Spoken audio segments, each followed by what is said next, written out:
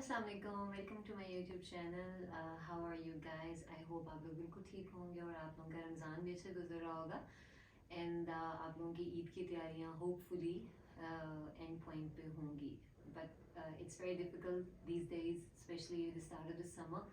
to complete all these preps at the time, but still I hope कि आप लोगों की तैयारियां मुकम्मल हो चुकी होंगी. So I thought of recording another video on a very important topic, that is the basic of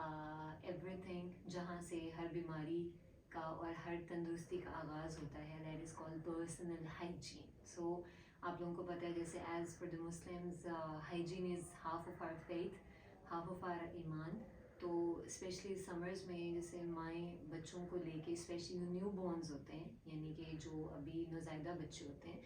उनको उनकी बेदिंग को लेके बहुत ज़्यादा पर्टिकुलर होती हैं, ठीक है। यानी कि स्पेशली अगर हम रूरल एरियाज़ में चले जाएं या पेरिफेरी में चले जाएं तो वहाँ पे द थिंक दैट अगर बच्चों को हम रोज़ शावर दिलवा रहे हैं तो इससे बच्चे की कोई सेहत को नुकसान पहुँच रहा है, तो ऐसा बिल्कुल नहीं है, ठीक है। This is not recommended at all to not give a shower to a newborn baby or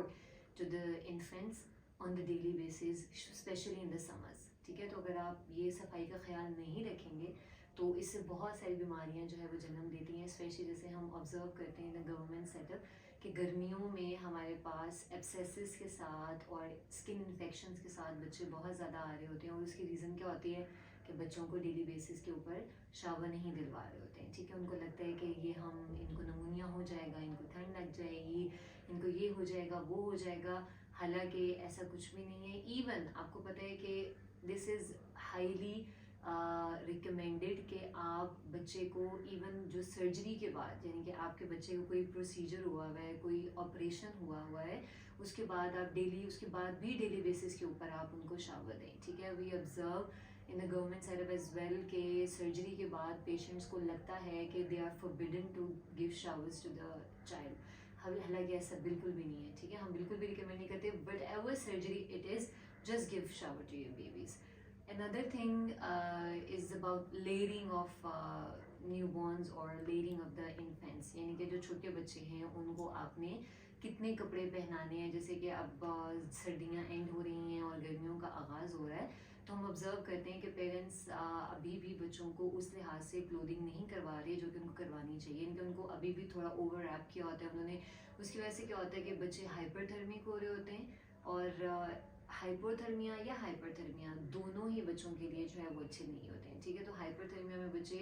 irritable हुए होते हैं, उनको फेब्राइल पेरेंट्स को फील हो रहे होते हैं, उनको लग रहा है कि उनको बुखार है, अदरवाइज वो बुखार नहीं होता, it's just the over wrapping of the kids. तो उसमें आपने एक बेहतर जो तरीका है वो माँ को असेस करने के लिए कि आपने बच्चे की क्लोथिंग आपने अप्रोप्रिएट की हुई है या नहीं की हुई है, जस्ट टच द फेस और any part of the body with the back of your hand, ठीक है। यानी कि आप अपने हाथ के पिछले हिस्से को लगा के देखें कि आपका बच्चा, वहाँ से देखें कि वो नॉर्मल टेम्परेचर में है या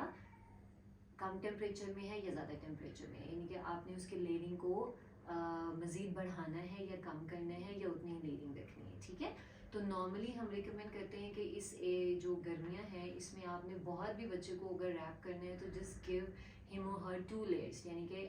जो पतला कपड़ा, बारीक जो कपड़े रेडीमेड आते हैं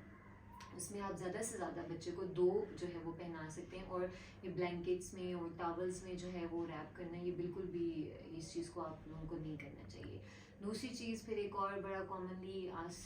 क्वेश्चन है इसके, जैसे आप समझ में air conditioning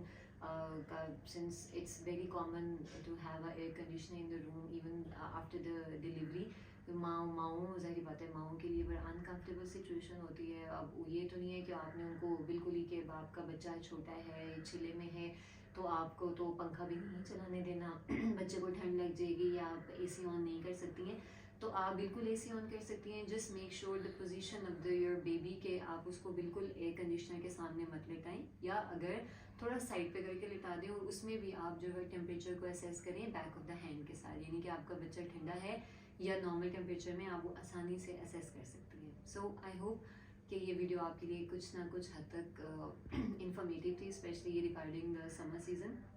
because I think these are very important questions in every mother's minds. तो thank you